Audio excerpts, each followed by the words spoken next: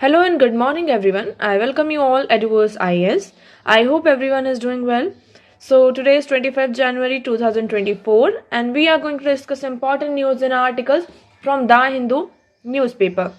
So, let's see what important news we got today to discuss. But before starting the video, for PDF, join Telegram channel Eduverse News Analysis. Link आपको description box में provided है. Make sure video को and तक देखें so that सारी important news आपकी यहाँ पर कवर हो. तो चलिए स्टार्ट करते हैं और देखते हैं आज हमें क्या क्या डिस्कस करना है. ओके आगे बढ़ने से पहले अभी हम कुछ दिनों से यहाँ पे क्वेश्चंस डिस्कस नहीं कर रहे हैं ड्यू टू सम रीजंस. तो हम अभी कुछ मंडे से हम अपने जो क्वेश्चंस हैं उन्हें हम फिर से कंटिन्यू करेंगे और इसमें यहाँ पर अब 2 से ज़्यादा हम यहाँ पर क्वेश्चंस को ऐड करने की कोशिश करेंगे. ओके तो इसमें हम डेली एक अपना मैप बेस्ड क्वेश्चन रखेंगे कि हम जितने भी map based relation location based यहाँ पर क्वेश्चन हैं उन्हें रखा जाए. उसके साथ साथ डेली यहाँ पर जो करंट अफेयर रिलेटेड जितने भी आपके और एक आपका जो स्टैटिक पोर्शन है इन तीनों को हम मिलाकर इनके क्वेश्चन रेडी करेंगे और आपके साथ यहाँ पर डिस्कस किया जाएगा. ओके टिल देन यहाँ पर अभी हमारी जितनी भी इंपॉर्टेंट न्यूज़ हैं उन्हें हम डिस्कस करते हैं. चलिए इन फ्रंट पेज में आप देखेंगे ऐसा हमारे लिए इंपॉर्टेंट नहीं है, जैसे कि अभी तो ये नॉर्मली बता रहा है कि जैसे कि Russian plane with 65 POWs crashes Moscow says Ukraine shot it down. तो यहाँ पर अब देखिए रशिया यूक्रेन का ये जो कन्फ्लिक्ट चल रहा है इसमें यहाँ पर एक प्लेन आता है उसको क्रश किया जाता है दूसरी कंट्री के द्वारा. तो ये भी सारी चीजें चल रही हैं. तो इसमें एग्जाम के लिए अभी ऐसा कुछ भी इंपॉर्टेंट नहीं है, ये सिर्फ आपके लिए एक अपडेट आ जाती है. नेक्स्ट मूव करते हैं हमारे एडिटोरियल सेक्शन में. इस सेक्शन में हमारे कुछ इंपॉर्टेंट टॉपिक्स आ जाते हैं. ऑल्दो ये सारे जितने भी टॉपिक्स हैं आपके रिपीटेड हैं बट स्टिल यहाँ पे कुछ ऐसी चीजें आ जाती हैं जिनके बारे में हमें पता होना चाहिए. अब हमारा पहला आर्टिकल है the issue of genocide and the world code. अब इसमें 2 चीजें आ गई हैं. आपको ये जो इसका हेडिंग है इसको देखकर ही समझ में आ रहा होगा जीनोसाइड. पहले तो हमें इसका मतलब पता होना चाहिए. दूसरी बात ये जो हम बात कर रहे हैं किसकी, द वर्ल्ड कोड की. अभी वर्ल्ड कोड क्या होता है और जीनोसाइड क्या होता है इसको समझने से पहले इस आर्टिकल का जो मेन कंटेक्स्ट है उसको हम समझते हैं.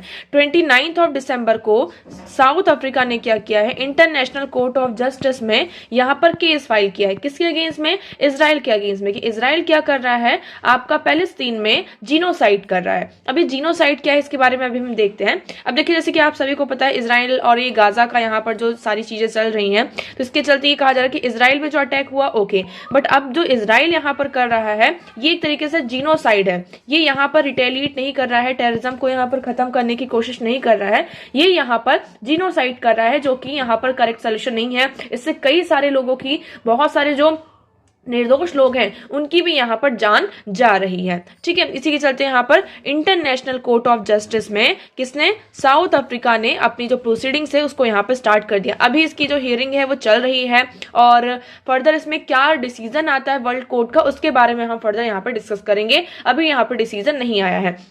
So here you will see on December 29, 2023, the Republic of South Africa instituted proceedings against Israel in the International Court of Justice. In this application, South Africa argued that the manner in which Israel was conducting its military operation in Gaza violated the International Convention on Prevention and Punishment of the Crime of Genocide, the Genocide Convention. तो इस अपनी proceedings में south Africa ने ये कहा है कि Israel जो आपका मिलिट्री ऑपरेशन गाजा में कंडक्ट कर रहा है तो ये क्या कर रहा है, आपका जो हमारे international convention on the prevention and punishment of crime of genocide, यहाँ पर जो हमारा कन्वेंशन है जीनोसाइड कन्वेंशन है ये इसका क्या कर रहा है, वॉल्यूशन कर रहा है जो कि पूरी तरीके से गलत है. सो अभी यहाँ पर ये कहा जा रहा है कि the ICJ held a hearing on a provisional measures on January 11-12-2014 where South Africa and Israel were given 3 hours each to present their cases. तो यहाँ पर उनका 3 घंटे उनको दिए गए थे कि वो अपना अपना क्या करें, यहाँ पे प्रेजेंट करें केस. इसकी बात करते हैं कुछ जो लोग हैं, जैसे कुछ लोग कहें इन द सेंस कि कुछ कंट्रीज यहाँ पर साउथ अफ्रीका के साथ में है और कुछ कंट्रीज यहाँ पर इजराइल का साथ दे रही. फॉर एग्जाम्पल हम बांग्लादेश की बात करते हैं, जॉर्डन की बात करते हैं, तो उन्होंने साउथ अफ्रीका को यहाँ पर सपोर्ट किया है कि साउथ अफ्रीका ने जो इंटरवेंशन किया है ये बहुत ही सही है. जर्मनी की बात करते हैं तो Germany has stated that it will intervene in the support of Israel, कि इजराइल के सपोर्ट को यहाँ पर उन्होंने जो मतलब ये इंटरवेंशन हुआ है तो जर्मनी ने इजराइल को यहाँ पर सपोर्ट किया है. ओके कि intervening states can however only advance submission of the question of the interpretation of the genocide convention. तो यहाँ पर कुछ कंट्रीज क्या कर रही हैं, इजराइल का साथ दे रही है, कुछ कंट्रीज यहाँ पर साउथ अफ्रीका के मतलब उनके फेवर में उनका सपोर्ट यहाँ पर कर रहे हैं. इंडिया की बात करते हैं इंडिया का क्या स्टैंड इसमें आ जाता है, तो इंडिया के स्टैंड की बात करते हैं। सो इंडिया का यहाँ पे दो स्टैंड है। पहला स्टैंड है कि जो टेररिज्म है वो कहीं भी हो, इंडिया टेररिज्म को सपोर्ट नहीं करता है, और जो भी कंट्री टेररिज्म को खत्म करने के लिए कुछ भी करती है तो इंडिया उसका सपोर्ट करेगी। बट दूसरी तरफ इंडिया यहाँ पर पीस को भी यहाँ पर बात करती है ना। इंडिया किसकी बात करती है यहाँ पे, पीस और सिक्योरिटी की भी बात करती है। यहाँ पर जो आपकी किलिंग्स हो रही है, बिना मतलब की जो किलिंग्स हो रही है, जो निर्दोष लोगों की, बच्चों की यहाँ पर जान जा रही है, तो उसके अगेंस्ट में इंडिया है। तो हर मतलब इसका एक पर्सपेक्टिव है इंडिया का कि अगर टेररिज्म वाला इशू आता है तो इंडिया किसके साथ है, और अगर ये वाला इशू आता है तो इंडिया भी इसके साथ है, किसके साथ नहीं, ये हमें समझ में आ गया होगा। अभी जीनोसाइड क्या होता है इसके बारे में हम समझते हैं। जीनोसाइड का मतलब होता है मास किलिंग, है ना। Mass killing in the sense आप कोई कम्युनिटी के लोग हैं, कोई एक पर्टिकुलर कम्युनिटी है, या फिर कोई पर्टिकुलर कास्ट के लोग हैं, या कुछ भी आप ऐसा मान सकते हैं कि एक कोई पर्टिकुलर कम्युनिटी है, या फिर कहीं किसी एरिया से वहां पर हम क्या करें, मास किलिंग कर रहे हैं, और उस पर्टिकुलर कम्युनिटी के लोगों को क्या करना चाहते हैं, हम खत्म करना चाहते हैं, है ना। कास्ट हो गया, आपका रिलीजन हो गया, यहाँ पे इथनिक हो गया। तो मतलब ये सारे जो लोग आते हैं, जैसे फॉर एग्जाम्पल कि हम बात करते हैं जब ज्यूस का यहाँ पे मास किलिंग की गई थी हिटलर के द्वारा, तो वो भी क्या था, एक तरीके से जीनोसाइड ही था, है ना। वो क्या था कि मतलब वो क्या चाहता था, वो जितने भी ज्यूस है वर्ल्ड से उनको पूरी तरीके से खत्म कर दिया जाए। तो इट वॉज अ जीनोसाइड कि आप मास किलिंग कर रहे हैं किसी भी पर्टिकुलर कम्युनिटी, कास्ट, रिलीजन, या फिर कोई किसी भी एक पर्टिकुलर ग्रुप को यहाँ पर पूरी तरीके से उस रीजन से यहाँ पर हटाने के लिए। So that is genocide. हम इसकी डेफिनेशन देख लेते हैं जीनोसाइड की। So the 1948 genocide convention defines genocide as a crime committed with the intent to destroy in whole or in part a national, ethnical, racial, religious group such as। तो मतलब यहाँ पर कोई रेशियल ग्रुप है, या फिर कोई एथनिकल का ग्रुप है, या फिर कोई पूरा का पूरा नेशन ही है, आप उसका यहाँ आपका जो मेन टारगेट क्या है कि हमें पूरी तरीके से क्या करना है, डिस्ट्रॉय करना है। सो ये होता है आपका जीनोसाइड। और genocide is a crime that can take place both in time of war as well as in the time of peace. जो आपका जीनोसाइड होता है टाइम जब आपका वॉर होता है उस टाइम पर भी हो सकता है, और जब शांति होती है, मतलब कुछ नहीं हो रहा है बट स्टिल यहाँ पर आपको कुछ लोग हैं, ग्रुप के लोग हैं, आपको वो पसंद नहीं आ रहे, तो आपने क्या कर दिया, वहां पर अटैक कर दिया। सो दैट इज जीनोसाइड। अब हम बात करते हैं इंटरनेशनल कोर्ट ऑफ जस्टिस की कि ये इंटरनेशनल कोर्ट ऑफ जस्टिस क्या है। तो देखिए, जैसे कभी कोई इशू हो जाता है, हम इंडिया की बात करते हैं, इंडिया में अगर कोई इशू होता है ना, तो हम कहाँ जाते हैं, कोर्ट के पास जाते हैं। सो जैसे हम सभी को पता है कि हमारे पास कोई इशू होता है तो हम कोर्ट के पास जाएंगे, कोर्ट हमारा इशू जो है उसको रिजॉल्व करेगी, हमें यहाँ पर न्याय दिलाएगी, है ना, जस्टिस प्रोवाइड करेगी। इसी तरीके से जस्ट लाइक दैट क्या होता है, आपका जो यूएन है, इंटरनेशनल लेवल पर हम देखें कि अगर कोई कन्फ्लिक्टिंग पार्टी, आपके यूएन है, यूनाइटेड नेशन है, इसमें वेरियस मेंबर्स हैं, अगर उन मेंबर्स के बीच में कभी कोई डिस्प्यूट अराइज हो जाता है तो उसे कौन सॉल्व करेगा। सो उसके लिए आपकी एक बॉडी है जिसका नाम है इंटरनेशनल कोर्ट ऑफ जस्टिस, ठीक है। This is also known as world court, is the principal judicial organ of UN. ये यूएन का क्या है, एक प्रिंसिपल जुडिशियल ऑर्गन है। यूएन के यहाँ पे टोटल कितने आपके ऑर्गन्स हैं, आप लोग कमेंट सेक्शन में कमेंट करके यहाँ पर बताएंगे। So it was established in June 1945 by the charter of the United Nation and began work in April 1946। ये 1945 में इसको स्टैब्लिश किया गया था, एंड इन 1946 अप्रैल में ये यहाँ पर काम करना इसने स्टार्ट कर दिया था। आपको ये याद रखना होगा कि ये आपका कहाँ है, नीदरलैंड्स में, है ना। इंटरनेशनल कोर्ट ऑफ जस्टिस जो है इसकी जो सीट्स होती हैं कहाँ है, द हैग, नीदरलैंड में। क्योंकि जितने हमारे जो यूएनएससी की बात करते हैं, अदर जो भी आपके जुडिशियल ऑर्गन है, 6 है ना, तो वो मेनली कहाँ लोकेटेड है, न्यूयॉर्क में लोकेटेड है। बट ये आपका जो इंटरनेशनल कोर्ट ऑफ जस्टिस है, आपको ये याद रखना है कि ये न्यूयॉर्क में लोकेटेड नहीं है, क्योंकि ये यूएन के जितने भी अदर प्रिंसिपल ऑर्गन्स हैं, they are located in New York, but international court of justice is located in Netherlands, the Hague. Okay, you have to remember this. यहाँ पर जो उनकी ऑफिशियल लैंग्वेज कौन सी है, French and English is the official language. Composition की हम बात करते हैं। So the court is compose of 15 जजेस, इसमें टोटल 15 जजेस हैं, all from different countries, different countries से। यहाँ पर इनको जो हमारी UNGA, United Nation General Assembly है, and United Nation Security Council, तो ये क्या करते हैं, यहाँ पर 9 ईयर्स के लिए जो आपके मेंबर्स होते हैं उनको इलेक्ट किया जाता है। ओके, सो 1/3 जो कंपोजिशन है, हर एक 3 साल में ये जो कंपोजिशन है वो रिटायर होते जाते हैं। मतलब 15 यहाँ पर जजेस है, 15 जजेस हैं, और इन 15 जजेस में किसी का जो टेन्योर है यहाँ पर कंप्लीट हो गया, तो ये हर 3 साल में क्या होता रहता है, आपका इनका जो कह सकते हैं कि टाइम पीरियड है वो रिन्यू यहाँ पर होता रहता है। तो जजेस are eligible for re election. अगर कोई जज ऐसा हो गया कि मतलब उसका री इलेक्शन हो सकता है या नहीं, सो यस, जजेस are eligible for re election. India की बात करते हैं तो क्या इंडिया से कोई ऐसा मेंबर रहा जो इंटरनेशनल कोर्ट ऑफ जस्टिस का यहाँ पर मेंबर बना था? सो यस, जज Dalveer Bhandari, member of the court since 27 April 2012, ये भी हमारे इसके मेंबर हैं। रघुनंदन स्वरूप पाठक 1989 से 1991 तक आईसीजे के मेंबर थे। Nagendra Singh 1973 to 1988, sir Benegal Rau 1952 to 1953। Okay, so India से भी यहाँ पे इंडियन जजेस भी रहे हैं which are the member of ICJ, International court of Justice. Okay, so I hope this article and this body is clear to you. Okay, चलो अब हम मूव करते हैं नेक्स्ट आर्टिकल की तरफ। सो आज का हमारा नेक्स्ट आर्टिकल है India's problem, different drugs, identical brand name. अब देखिए प्रॉब्लम यहाँ पर क्या हो रही है, यह बहुत ही अच्छा आर्टिकल है यहाँ पर, ठीक है, इसे आप जीएस पेपर 3 से यहाँ पर लिंक कर सकते हैं। सो इंडियन प्रॉब्लम क्या है, इंडिया की जो सबसे बड़ी प्रॉब्लम ये आ रही है, आपके जो अलग अलग ड्रग हैं, मतलब कि दो अलग अलग दवाइयां हैं लेकिन उनका नाम क्या है, एक जैसा है ना। फॉर एग्जाम्पल आपके ट्विंग्स हो गए, ट्विंग्स है यहाँ पर, वो दिखने में तो एक जैसे हैं लेकिन है तो वो दोनों अलग अलग ना, है ना। उन दोनों अलग अलग काम कर रहे हैं, दोनों का रहने का तरीका अलग है, दोनों को खाने का तरीका हम कह सकते हैं अलग है, बट दे आर ट्विन। तो मतलब उनका नाम तो हमने एक रख दिया है लेकिन उनके जो काम है वो कैसे हैं, आपके अलग अलग है।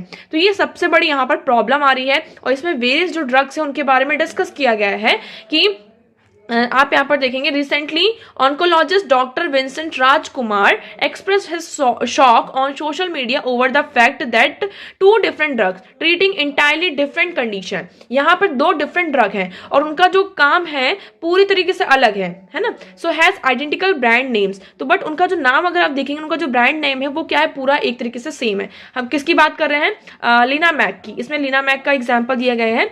While the drug bearing the name Linamac 5 is used to treat multiple myeloma which is a type of a cancer. अब यहाँ पर लिनामैक 5 नाम की क्या होती है, एक टैबलेट आपके पास ड्रग है जिसका काम क्या होता है, एक कैंसर का टाइप होता है माइलोनोमा, उसको यहाँ पर ट्रीट करने का काम होता है। ठीक है, किसका,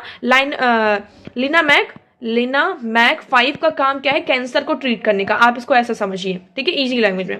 अब दूसरा यहाँ पर सेम नेम है, क्या, लिनामैक, उसमें 5 नहीं है, सिर्फ लिनामैक है। इसका काम यहाँ पर क्या हो जाता है कि ये डायबिटीज को क्या करता है, ट्रीट करता है। अब देखिए, एक जो है दवाई वो क्या कर रही है, कैंसर को ट्रीट कर रही है, दूसरी यहाँ पर आपकी डायबिटीज को ट्रीट कर रही है। दोनों का नाम भी यहाँ पर सेम है, बट क्या डिफरेंस है कि एक में 5 लिखा है, एक में 5 नहीं लिखा है ना। तो बट क्या होता है, कई बार डॉक्टर ने इसे प्रिस्क्राइब कर दिया। आपके जो यहाँ पर हम कह सकते हैं जो फार्मिस्ट होते हैं, जो केमिस्ट होते हैं, उनके पास गए, उन्होंने गलती से क्या किया, अगर हम मानते हैं कि उन्होंने लिनामैक 5 कैंसर के लिए बजाय उन्होंने डायबिटीज वाली यहाँ पर लिनामैक दे दी, है ना। तो ये हमारे लिए क्या कर सकता है, प्रॉब्लम क्रिएट कर सकता है। उसी तरीके से यहाँ पर फिर से बताया गया है कि identical trade names for the drug with different active ingredients is an old problem in India. और ये इंडिया की आज से प्रॉब्लम नहीं है, ये बहुत ही पुरानी प्रॉब्लम है, ओल्ड प्रॉब्लम है इंडिया की। Okay, so the most popular example यहाँ पर दिया गया है डॉक्टर के बारे में कि आपकी एक ड्रग है, उसको एज अ ब्रांड नेम मेडजोल, क्या नाम है इसका, मेडजोल नाम है, which is used by 4 different companies. अभी ये जो नाम है ये 4 डिफरेंट कंट्रीज के द्वारा यहाँ पर क्या किया जाता है, इसको यूज किया जाता है। अब हम पहला देखते हैं, फर्स्ट कंपनी इसका क्या नाम रखती है, मेडजोल। अब देखिए आप स्पेलिंग को बहुत ध्यान से पढ़िएगा, ये ब्रांड का नेम क्या है, इसमें MEDZOLE, ठीक है। अब जो पहली कंपनी यूज करती है उन्होंने क्या लिखा है, MEDZOL, इसको भी हम प्रोनाउंस करेंगे मेडजोल। ओके, ये मेनली क्या किसका करता है, सेडेटिव के लिए इसको यूज किया जाता है। सेकेंड कंपनी यहाँ पर क्या नाम यूज करती है, मेडजोल DSR, उन्होंने क्या नाम यूज किया, मेडजोल, इसमें सिर्फ DSR को ऐड कर दिए। इसका जो एक कॉम्बिनेशन है जिसको हम क्या करते हैं, जो आपकी स्टमक एसिडिटी होती है ना, जब आपको यहाँ पे स्टमक एसिडिटी होती है तो उसके लिए इसका यूज किया जाता है।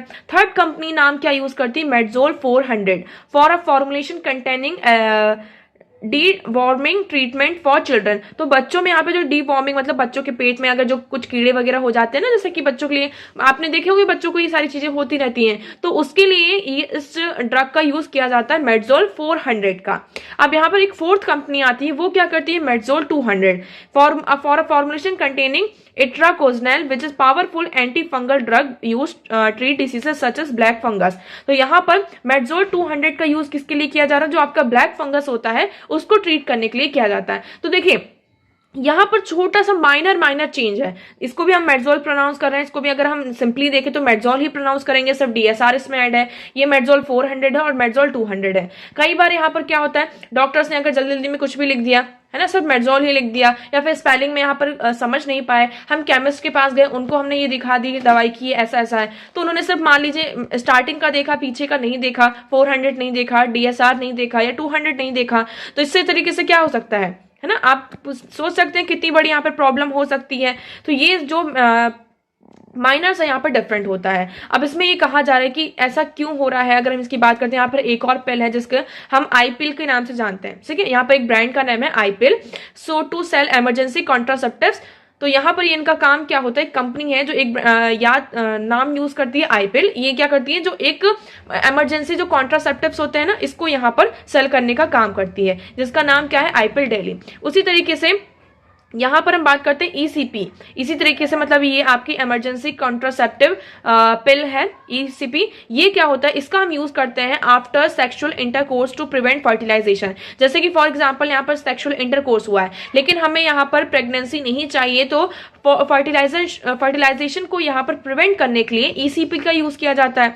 लेकिन यहाँ पर अगर हम आई पिल डेली की बात करते हैं, इसका जो यूज है ना, ये पूरी तरीके से अलग है, इसका भी यूज यहाँ पर अलग है। तो यहाँ पर ओव्यूलेशन और फर्टिलाइजेशन को प्रिवेंट करने के लिए हम ईसीपी का यूज करते हैं। बट ये जो आई पिल डेली है, इसका हम यूज मेनली नॉर्मल जो इमरजेंसी कॉन्ट्रासेप्टिव्स होते हैं उसके लिए हम यूज करते हैं।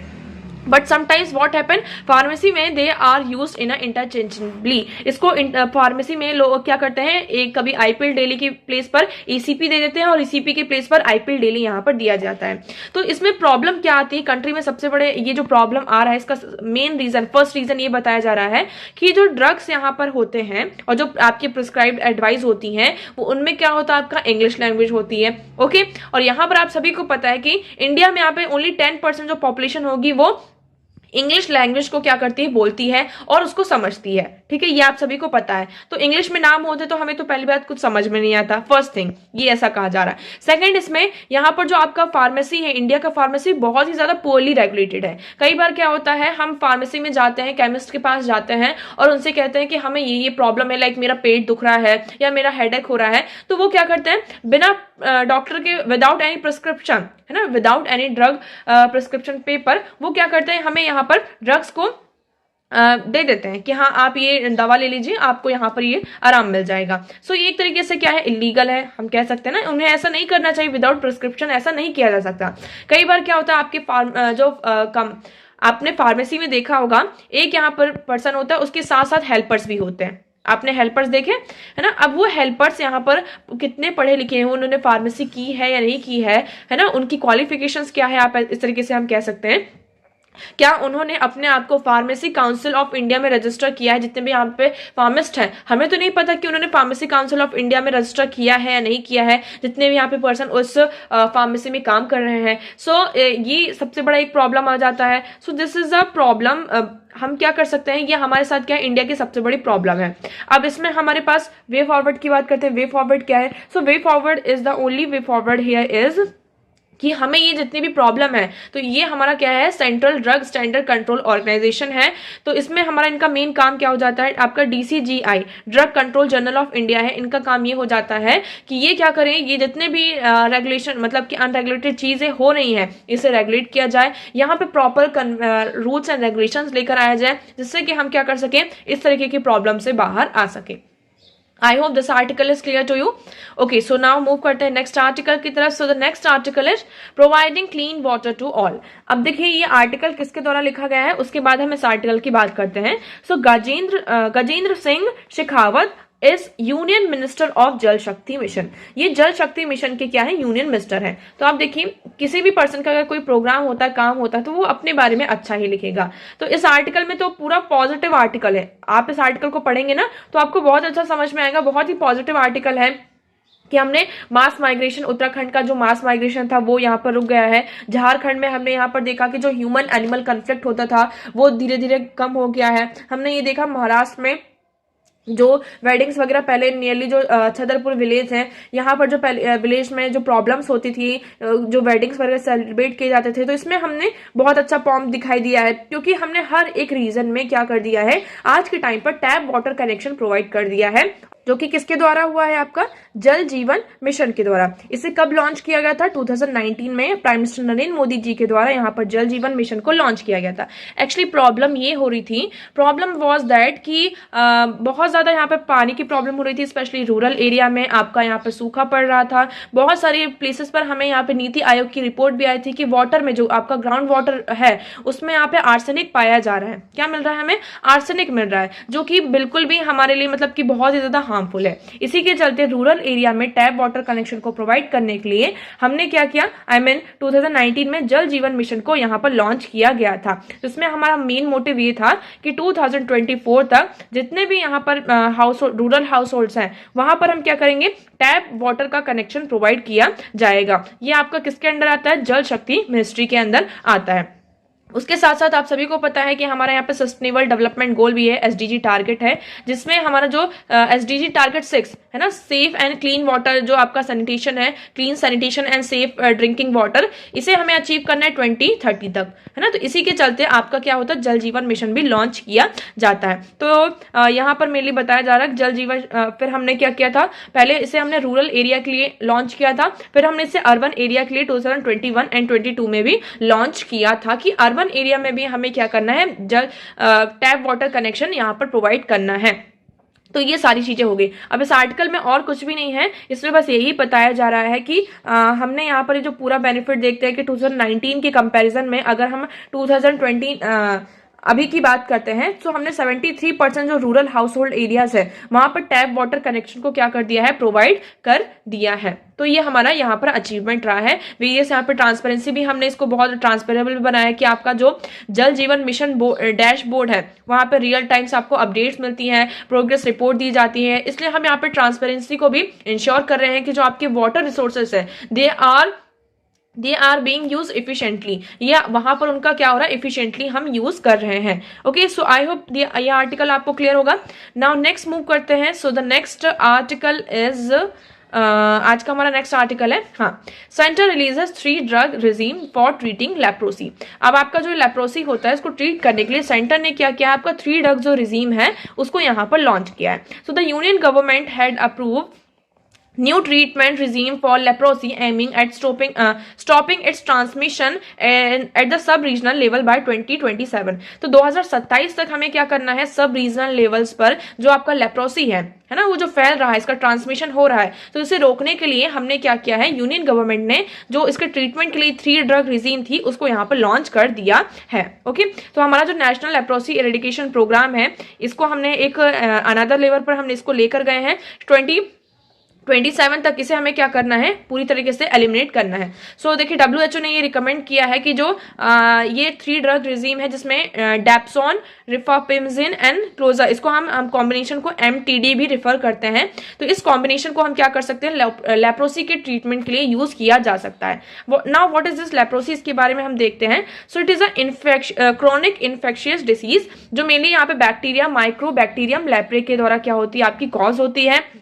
इसमें मेनली क्या करता है, prominently it affects our skin, ये हमारी स्किन को अफेक्ट करता है ना, और उसके साथ साथ पहले ये हमारी स्किन को अफेक्ट करता है। देखिए इस तरीके से होता है, ये बहुत ही इस तरीके रेड मार्क हो जाते हैं आपके, है ना। तो ये हमारी पहले स्किन को अफेक्ट करता है, फिर धीरे धीरे जो हमारा पेरिफेरल नर्व सिस्टम है उसको यहाँ पर क्या करता है, अफेक्ट करता है। अगर इसको हमने ट्रीटमेंट इसका नहीं कराया तो इसके कारण क्या होता है, आपकी डिसेबिलिटीज भी सामने आने लगती है, आपका जो नर्व सिस्टम है वो काम करना बंद कर देता है धीरे धीरे, और हमें और ज्यादा यहाँ पे प्रॉब्लम होने लगती है। ट्रॉपिकल एंड सब ट्रॉपिकल रीजन में it is a very common disease. इसका ट्रांसमिशन कैसे होता है, इट इज ट्रांसमिटेड विया droplets from the nose and mouth during close and frequent contact with untreated cases.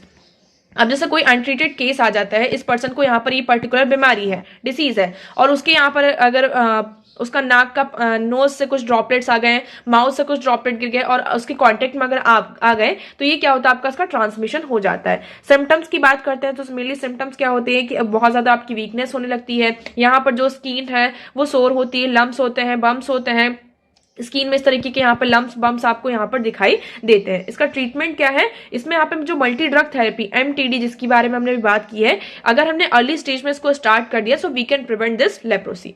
Okay, so I hope this one is clear to you. तो आज के लिए इतना ही। मैं उम्मीद करती हूँ आपको सारी चीजें यहाँ पर क्लियर होंगी, but still if you have any doubt you can ask in comment section. आज का वीडियो कैसा लगा एक बार कॉमेंट सेक्शन में जरूर बताइएगा। अगर वीडियो पसंद आया हो तो वीडियो को लाइक करना, चैनल को सब्सक्राइब एंड शेयर करना ना भूलें। So that's for all today. Thank you so much for discussion.